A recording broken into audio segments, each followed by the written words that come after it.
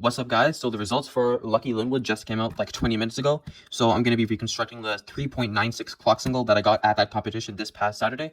But first, I'll share some thoughts. So as of October 3rd, this single ranks me 82nd in the world. Never in my wildest dreams, since the start of my cubing journey 4 years ago, and even when I started going back to competitions a year ago, I never thought I'd be able to get top 100 in the world for anything. So even though this is just for a single in an event like clock, I'm just so immensely happy I'm able to break this goal that I never thought I would get for like such a long time. So just, yeah, it's just still so mind-boggling, and I'm so happy about it.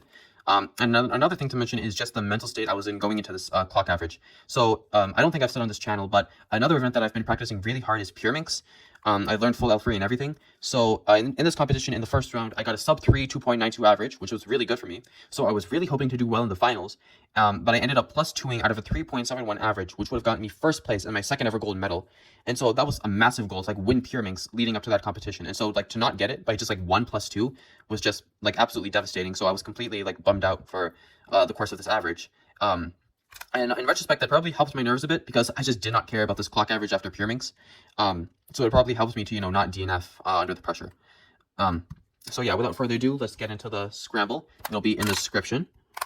Let's make sure I don't mess it up. There we go.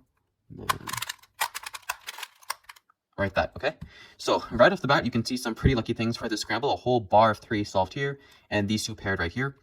So there are many different angles you could try this scramble from, but what I eventually settled on is white front, 12 o'clock facing down, because what I noticed is that you could pair these 2 to this clock, and that would match these 2 clocks.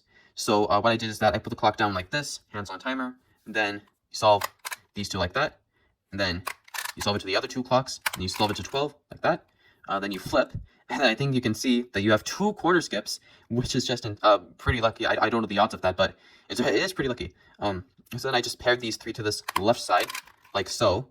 Then you just pair it to the right clock, and then if you pair it to the bottom right clock, like so, and then just pair it to the top, and then there's no AUF. You just solve it straight to 12, and then I just slam it down, and I see that it's a 3.96 solve, which is overall PB, still overall PB, never gotten a sub 4 single before. And then Max Xiao, the Scramble world record holder, comes up to me and tells me that is state record. So I was just super flabbergasted by that as well. So yeah, I'm actually technically a record holder, even though it's just in the state. But yeah, so let me just quickly do the reconstruction again.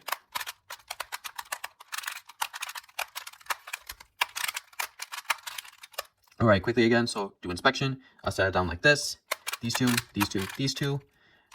These 2, these 2, these 2, these 2. So as you can see, if you counted the moves, that was a 7 mover, which is pretty much one of the luckiest move counts you can get, I think. So yeah, that's gonna be it. And before we go, I just want to say that if you came up to me and congratulated me after the single, I just want to say that really meant a lot to me. It just really boosted my mood again after how I was feeling about pure minx. Like just to have so many people congratulate me was like such an amazing experience, and I think this will be one of like the best memories of my cubing experience ever. So yeah.